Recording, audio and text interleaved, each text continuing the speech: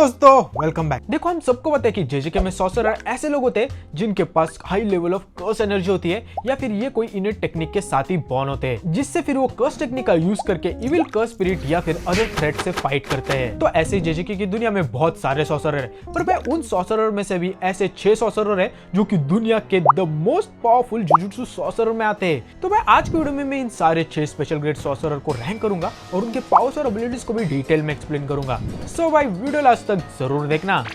मेरा नाम है सैंड्रो एंड लेट्स बिगिन। तो सबसे लास्ट में नंबर 6 पे स्पेशल ग्रेड सॉर्सरर है सुगुरु गेटो। देखो गेटो को हमने सबसे पहले जुजुत्सु काइसन 0 के मूवी में देखा था, जिस मूवी में वो एक विलन था। सो भाई अगर हम बात करें गेटो के पावर्स एंड एबिलिटीज की, तो भाई इसके पास one of the most weird and cool curse technique है जो कि है कर्स स्पिरिट मैनिपुलेशन। जहां इस टेक्निक का यूज करके गेटो किसी भी कर्स स्पिरिट को कैप्चर करके उसे एक बॉल में कन्वर्ट करके खा जाता है, जिससे कि फिर गेटो उन कर्सेस को कंट्रोल कर पाता है। पर देखो इन कर्सेस को पहले कंट्रोल और यूज करने के लिए गेटो को उन कर्सेस को पहले हराना पड़ता है, तभी जाके वो इन कर्सेस को कैप्चर कर पाएगा एंड उन्हें मैनिपुलेट करके कंट्रोल कर पाएगा। पर देखो अगर कोई कर्स स्पिरिट गेटो के लेवल के नीचे हो या फिर कोई ग्रेड 2 लेवल की स्पिरिट हो, तो गेटो बिना उन्हें हराए भी उसे कैप्चर कर सकता है, जो कि नो डाउट भाई बहुत ही ज्यादा वर्सेटाइल एबिलिटी है।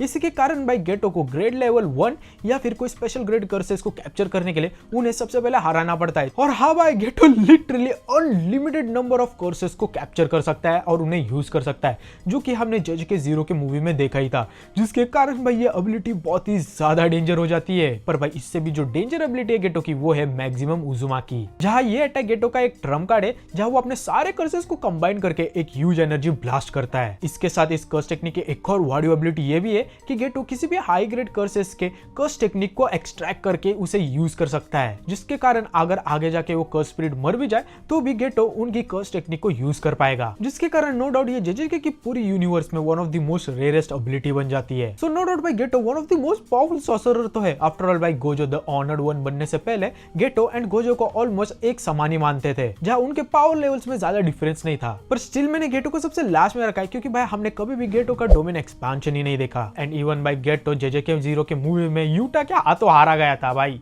अब इसके बाद नेक्स्ट अपना नंबर 5 पे स्पेशल ग्रेड सॉर्सरर है यूकी सुकुमो। और भाई हम यूकी की बात करें तो इसे हमने सबसे पहले सीजन 1 में ही देखा था in the flashback of to-do, और उस वक्त हम कुछ सेकंड के लिए यूकी को देख पाते, पर आगे जाके भाई इन द शिबुया आर्क यूकी का हमें असली पावर एंड जलवा देखने को मिलता है। सो भाई अगर हम बात करें यूकी के पावर्स एंड एबिलिटीज की, तो भाई इसके पास one of the most OP curse technique है by the name star rage. जहां इस टेक्निक का यूज करके यूकी अपने अंदर वर्चुअल मास को ऐड कर सकते हैं। इसका मतलब कि भाई अगर यूकी कोई भी पंच मारेगी तो वो दिखने में जरूर नॉर्मल लगेगा, पर भाई उसका वेट एक्चुअल में एक पहाड़ जितना हो सकता है। इवन यूकी अपने शिकिगामी गरुड़ा में अपने स्टार रेज की मदद से उसमें भी वर्चुअल मास को ऐड कर सकती है। एंड इवन उसने गरुड़ा को एक फुटबॉल की तरह किक करके केंजाकू के हाई लेवल कर्सेस तक को कुचल दिया था। तो नो डाउट भाई यूकी खतरनाक वाली पावरफुल तो है। आफ्टर ऑल भाई इसने केंजाकू के दोनों हाथ तोड़ दिए थे, वो भी एक ही पंच में। और भाई अपने इसी इनेट टेक्निक के कारण यूकी हैंड टू हैंड कॉम्बैट में एक लिटरल मॉन्स्टर है, मॉन्स्टर। इसके साथ साथ भाई यूकी के पास इमेंस एंड्योरेंस भी है।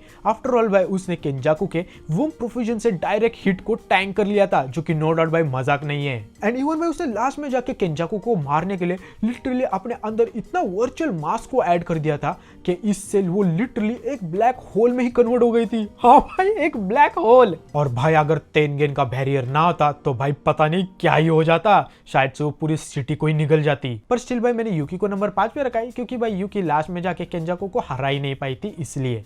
अब इसके बाद नेक्स्ट नंबर 4 पे आता है ऑफ कोर्स पाउटेक केंजाकू। सो केंजाकू की बात करें तो इसे हमने सबसे पहले सीजन 1 में देखा था, पर जब हमने इसे देखा था तो सबको ये गेटो लगा था, पर भाई एक्चुअली में ये हरामी केंजाकू था, जिसने की गेटो की बॉडी चुरा ली थी एंड अपने ब्रेन को उसके अंदर ट्रांसप्लांट कर दिया था, जिससे हमें फिर पता चलता है कि केंजाकू ऐसे ही 1000 सालों से जिंदा होता रहा है। सो केंजाकू की पावर एंड एबिलिटीज की बात करें तो भाई इसकी सबसे मेन एबिलिटी है ब्रेन ट्रांसप्लांट, जिससे वो अपने ब्रेन को किसी भी दूसरे के बॉडी के अंदर ट्रांसप्लांट कर सकता है एंड फिर वो उस बॉडी का पूरा कंट्रोल ले सकता है। इसका मतलब कि वो उस बॉडी का curse energy, innate techniques and even उसके मेमोरीज को एक्सेस एंड यूज कर सकता है, जो कि नो डाउट भाई बहुत ही ज्यादा डरावना है। और हाँ भाई इस हरामी केंजाकू ने तो लिटरली यूजी के माँ के अंदर तक अपने ब्रेन को ट्रांसप्लांट कर लिया था। हाँ भाई यूजी के माँ के अंदर। इसका मतलब समझ रहे हो कि भाई लिटरली केंजाकू हर रात यूजी के बाप के बैक शॉट खाता था। भाई यहाँ पे क्या हो रहा है भाई, यहाँ पे क्या हो रहा भाई, ये कहाँ फंस गया भाई। भाई यार ये केंजाकू लिटरली अपना गोल को अचीव करने के लिए कुछ भी कर सकता है। आई मीन कुछ भी। लाइक भाई टेक्निकली ऐसा देखा जाए तो भाई केंजाकू ने ही यूजी को जन्म दिया है भाई। इसका मतलब तुम समझ रहे हो कि यूजी लिटरली 2 बाप का है। भाई यार सच में यूजी को केंजाकू को मारना चाहता यार, बहुत बुरा हुआ यूजी के साथ। बात तो सही है। वेल सिंस अब गेटो ने इतने सारे बॉडीज को यूज किया है तो इसके वजह से गेटो उन सारे बॉडीज के कर्स टेक्निक को भी यूज कर सकता है, जैसे कि गेटो की कर्स स्पिरिट मैनिपुलेशन टेक्निक या फिर यूजी की माँ की टेक्निक एंटी ग्रेविटी सिस्टम, जिससे कि वो अपने चारों तरफ की ग्रेविटी को मैनिपुलेट एंड कंट्रोल कर सकता है। इसके साथ साथ भाई केंजाकू भी रिवर्स कर्स टेक्निक का यूज करके खुद को हील कर सकता है एंड इवन वो डोमेन एक्सपेंशन का यूज कर सकता है बाय द नेम वूम प्रोफ्यूजन, जो कि एक ओपन डोमेन होता है एंड फिर इस डोमेन में वो एक giant pillar of curse spirit को समन करता है। जिस पिलर की हमें प्रॉपर एबिलिटी क्या है वो तो नहीं पता, पर इतना पता है कि भाई ये भी बिल्कुल सुकुना के मैलेवरेंट श्राइन जैसे ही काम करती है एंड अटैक करती है। आफ्टर ऑल भाई इसी डोमेन एक्सपेंशन का यूज करके केंजाकू ने यूकी को बहुत ही ज्यादा इंजूर कर दिया था। ऊपर से बोलो मत भाई, ये केंजाकू लिटरली माहितो की आइडल ट्रांसफॉर्मेशन टेक्निक को भी यूज कर सकता है, जो कि भाई जेजेके के यूनिवर्स में one of the most overpowered and dangerous ability है। सो नो डाउट भाई केंजाकू बहुत ही ज्यादा पावरफुल है।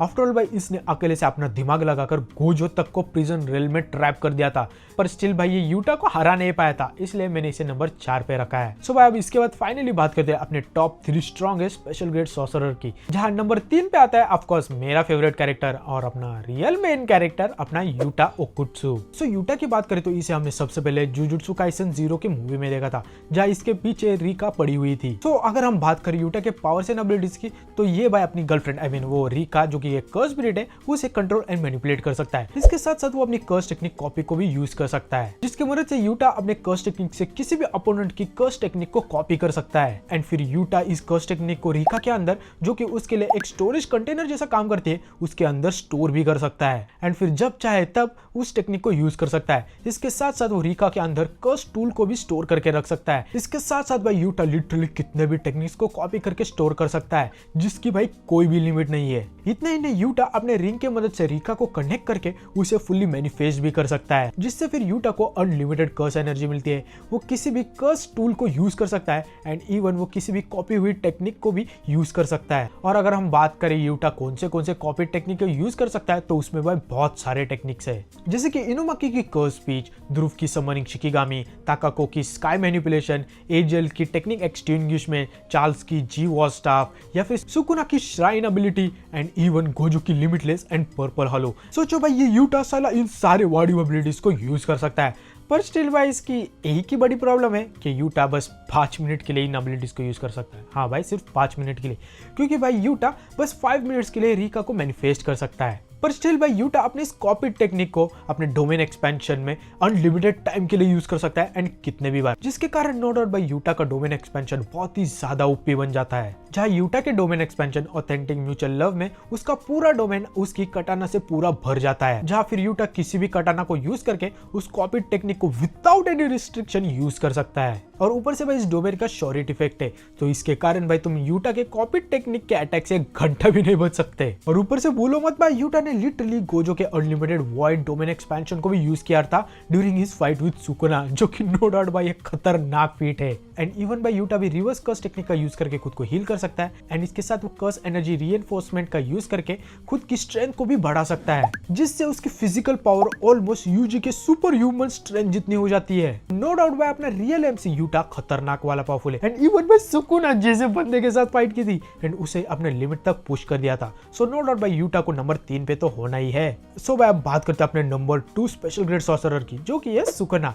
वेल आई नो भाई बहुत सारे लोग बोलेंगे कि सुकुना नंबर 1 पे होना चाहिए, पर भाई मेरे ओपिनियन में सुकुना नंबर 2 पे ही रहेगा। वैसे देखो सुकुना ऐसा देखा जाए तो अभी वो सॉर्सरर नहीं है, पर वो हुआ करता था इन द हेन एरा, जिस टाइम भाई सुकुना खतरनाक वाला पावरफुल हुआ करता था। पर इसके बाद फिर भाई आगे जाके सुकुना जब मर जाता है तो उसके बाद वो खुद को 20 कर्स्ड फिंगर में सील कर देता है। पर भाई आगे जाके जब यूजी सुकुना के एक फिंगर को गलती से खा जाता है तो उसके बाद सुकुना फिर से यूजी के बॉडी में रिजरेक्ट हो जाता है। सो भाई अगर हम बात करें सुकुना के पावर्स की, तो भाई मैं इसके पावर्स के बारे में क्या ही बोलूं। लाइक ये लिटरली एक डीमन है, demon the king of curses, जिसके पास immense strength, speed, regeneration and OP domain expansion है। वैसे सुकुना के इनेट टेक्निक की बात करें तो इसके बारे में हमें इतना कुछ ज्यादा पता नहीं है, पर इसके बस हमें दो ही टेक्निक पता है by the name dismantle and cleave. जहां पर डिसमेंटल एक स्लैश टाइप अटैक होता है जो कि सुकुना वीकर ओपोनेंट या फिर इनएनिमेट ऑब्जेक्ट को स्लैश करने के लिए यूज करता है। दूसरी तरफ क्लीव एक कॉन्टैक्ट बेस्ड एडेप्टिव स्लैश होता है जो कि टारगेट की टफनेस एंड कर्स एनर्जी के अनुसार उसकी पावर को बढ़ाता है। इसके साथ भाई सुकुना इस क्लीव टेक्निक को बहुत ही ज्यादा प्रिसीजन से यूज कर सकता है, जिसकी हमने चैप्टर 249 में देखा ही था, जहां सुकुना यूटा की स्वॉर्ड को टच करे बिना ही उसे सेकंड्स में ही काट देता है। ऊपर से भाई इसके साथ सुकुना के पास एक और ओपी टेक्निक है, पर इसका भाई हमें नाम नहीं पता, जहां वो अपने हाथों पे फ्लेम को जनरेट करके फ्लेमिंग एरो एंड बो को क्रिएट कर सकता है, जिससे कि वो लॉन्ग रेंज अटैक कर सकता है। और ये अटैक इतना ज्यादा वाड़ी था कि इसने भाई जोगो को वन शॉट मार दिया था। इतना ही नहीं, जो सबसे डेंजर बात है सुकुना की वो है उसका डोमेन एक्सपेंशन मेलवेरेंट श्राइन, जिसमें सुकुना क्लीव एंड डिसमेंटल को लगातार अपने डोमेन एक्सपेंशन के एरिया में यूज कर सकता है। और ये स्लैशेस तब तक नहीं रुकेंगे जब तक सुकुना अपने डोमेन एक्सपेंशन को क्लोज ना कर दे, जो कि नो डाउट भाई बहुत ही ज्यादा ओपी एबिलिटी है।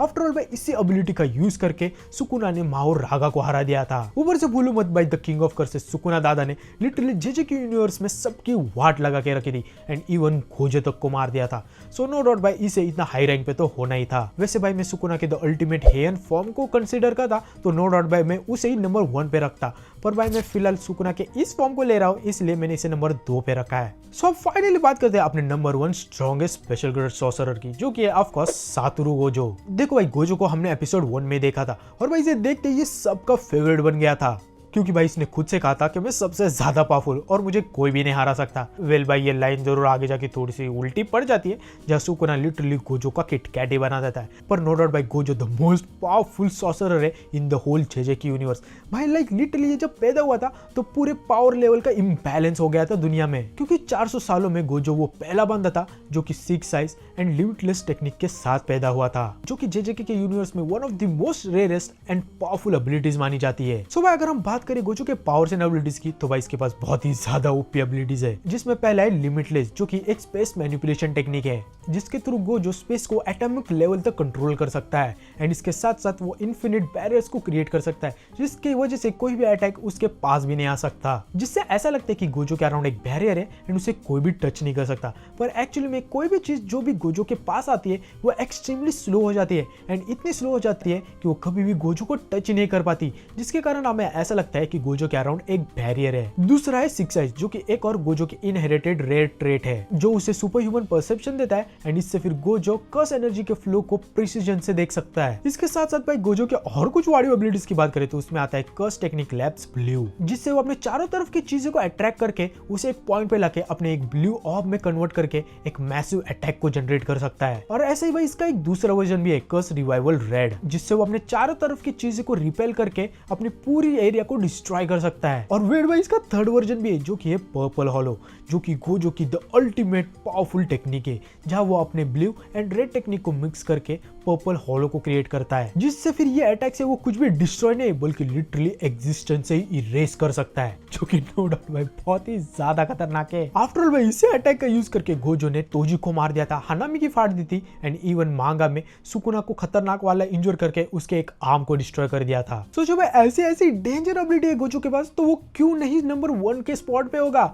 और ऊपर से भाई मैंने उसकी एक और डेंजर एबिलिटी के बारे में तो बात भी नहीं की है, जो कि है उसका डोमेन एक्सपेंशन अनलिमिटेड वॉइड, जहां गोजो अपने डोमेन एक्सपेंशन में किसी भी अपोनेंट के अंदर अनलिमिटेड इंफॉर्मेशन को भर देता है, जिससे कि फिर वो उसका दिमागी ओवरलोड हो जाता है एंड वो मर जाता है। लाइक भाई भूलो मत इसी डोमेन एक्सपेंशन का यूज करके गोजो ने जोगो को सेकंड्स में हरा दिया था एंड इवन इन मांगा जब सुकुना गोजो के डोमेन एक्सपेंशन में कुछ सेकंड्स के लिए फंस जाता है, तब भाई उसकी लिटरली फट के हाथ में आ जाती है। जहां इन चैप्टर 266 सुकुना ये भी बोलता है कि उसका दिमाग अभी भी काम नहीं कर रहा गोजो के अनलिमिटेड वॉइड के कारण। आफ्टर ऑल भाई गोजो के इन्हीं पावरफुल एबिलिटीज के कारण सुकुना को माओरागा एंड अगिटो की हेल्प लेनी पड़ती है उसे हराने के लिए एंड फिर सुकुना लिटरली गोजो को हरा भी देता है, जो कि हम सब ने देखा ही था। तो देखकर तुम भी सोचोगे कि भाई नो डाउट सुकुना का ही नंबर 1 पे होना चाहिए, बट स्टिल भाई देखो कि गोजो के एबिलिटीज ही बहुत ही ज्यादा ओपी एंड हैक्स है, जिसके कारण गोजो का एक्चुअली में हराना लिटरली इम्पॉसिबल है on the basis of strength. So भाई यही थे अपने सारे स्पेशल ग्रेड सॉर्सरर जो कि हमने जेजेके में देखे, और आई होप सो तुम्हें ये वीडियो पसंद आई हो, और अगर आई हो तो ऑफ कोर्स भाई लाइक एंड सब्सक्राइब करो।